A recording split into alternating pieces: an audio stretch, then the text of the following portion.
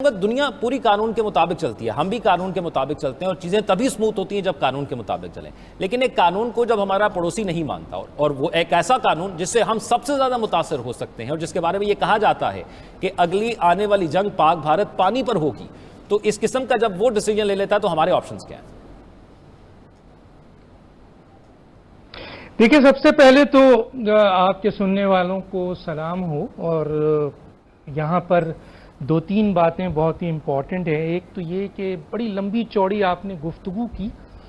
مختصر یہ کہ بھارت اور پاکستان کے درمیان دریاؤں کی تقسیم کے حوالے سے ایک ٹریٹی ہوتی ہے، ایک معاہدہ ہوتا ہے، اور وہ معاہدہ ثالثی میں ورلڈ بینک کے ہوتا ہے جو انٹرنیشنل قوانین کے طور پر ایگزسٹ کرتے ہیں. اس کے تحت 3 دریا جو آپ نے ذکر کیا وہ بھارت کی طرف چلا جاتا ہے اور 3 دریا پاکستان کی طرف آتا ہے. بھارت کی طرف جو دریا جاتا ہے وہ 100% چلا جاتا ہے. پاکستان کی طرف جو دریا آتا ہے اس کے اوپر مغربی دریاؤں کے کچھ حصے جیسے زراعت، گھریلو استعمال اور محدود ہائیڈرو پاور کے لیے بھارت کو اجازت دی گئی ہے. اس کا مطلب ہے 80% پانی جو ہے وہ آپ کے پاکستان کو دیا جاتا ہے اور 120% پانی بھارت لے جاتا ہے. یہاں ایک چیز بتا دوں میں آپ کو کہ پاکستان کے کنٹرول میں یہ دریا جو آپ نے بہت خوبصورتی سے دکھایا ہے بھارت کے کنٹرول میں ہے یا اس کے علاوہ چین کے کنٹرول میں ہے. وہ چاہے تو ڈسٹربنس پیدا کر سکتا ہے. اب آتے ہیں انٹرنیشنل لا. دیکھیے، انٹرنیشنل لا ایگزسٹ کرتے ہیں، بالکل ایگزسٹ کرتے ہیں. دو قسم کے انٹرنیشنل لا ہیں. ایک پبلک انٹرنیشنل لا، یہ ممالک حکومتوں اور بین الاقوامی اداروں کے درمیان تعلقات سے متعلق ہے، اور اقوام متحدہ کا چارٹر ہے، UN چارٹر ہے، جینیوا کنونشنز ہے، آپ کے ہیومن رائٹس لا ہے. پرائیویٹ انٹرنیشنل لا بھی موجود ہے، انٹرنیشنل کورٹ آف جسٹس بھی موجود ہے. تو کہنے کا مطلب ہے کہ لاز موجود ہیں، لیکن امپورٹنٹ یہ ہے کہ کیا یہ لا ایگزسٹ کرتے ہیں؟ بالکل کرتے ہیں. لیکن یہ لا کہاں ایگزسٹ کرتے ہیں؟ جو طاقتور ممالک ہوتے ہیں ان کی فیور میں ایگزسٹ کرتے ہیں. جو کمزور ممالک ہیں وہ ان لاز کا فائدہ اس لیے نہیں اٹھا پاتے ہیں کہ طاقتور ممالک ان لاز کو امپلیمنٹ نہیں ہونے دیتے ہیں. لیکن یہ کہہ دینا کہ دنیا میں لاز نہیں ہے، میں نے آپ کو پڑھ کے سنا دیا. اب آتے ہیں کہ آیا یہ چیز کی کیوں گئی؟ اس لیے کی گئی کہ بھارت فالس فلیگ آپریشنز آج سے نہیں کر رہا ہے. یہ فالس فلیگ آپریشن اس کا ہے، آپ کو میں تھوڑا سا اس کی ڈیٹیل دے دینا چاہتا ہوں. 1947-48 جموں کا قتل عام ہوتا ہے، وہاں لاکھوں مسلمانوں کو قتل کیا جاتا ہے اور پھر شور مچایا جاتا ہے کہ یہ قبائلی تھے.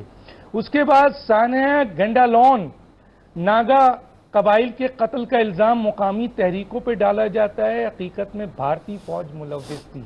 اس کے بعد سمجھوتا ایکسپریس ہوتا ہے 207 میں. سانحہ گنڈالون جو ہے وہ 1953 میں ہوتا ہے. آپ کے ویورز کی دلچسپی کے لیے کہ کتنے فال فلیگ آپریشن ہو چکے ہیں اور پلوامہ کے بعد یہ پہلگام کون سا نمبر آتا ہے. تو سمجھوتا ایکسپریس 207 میں ہوتا ہے اور ٹرین میں دھماکہ 68 افراد جو ہیں وہ اکثریت پاکستانی شہید ہو جاتے ہیں.